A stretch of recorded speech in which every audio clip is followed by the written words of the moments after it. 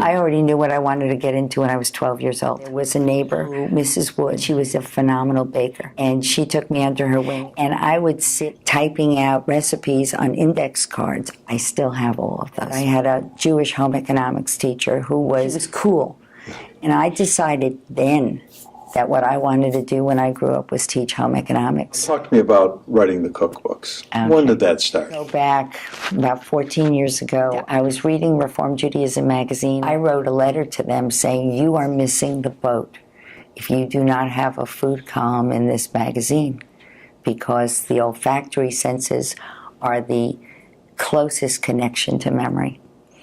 And they wrote me back and they said, we will entertain you writing an article. Well, that was 10 years and 40 articles later. I became the food columnist for Reform Judaism magazine. And then I put in a proposal for a cookbook.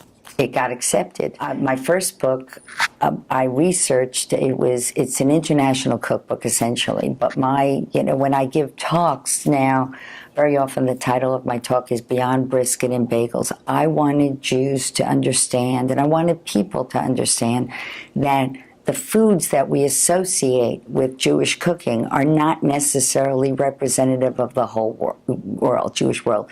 But more importantly, as I did research, I really saw what happened after the expulsion of the Jews in 1492 from Spain and how it really affected world cuisine. I liken it to what happened when I came down to Dallas in 1974.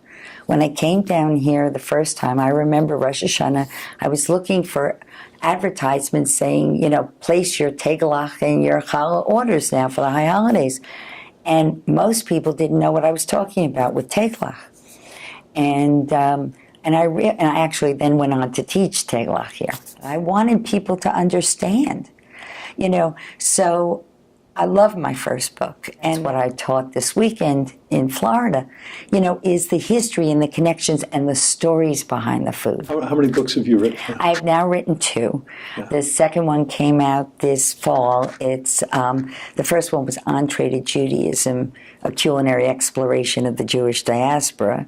The second one is Untraded Judaism for Families, Jewish Cooking and Kitchen Conversations with Children, because I want the recipes, which are adult recipes, and are from all parts of the world, although I have a section on Just for Fun, which is all meatballs from around the world and things like that.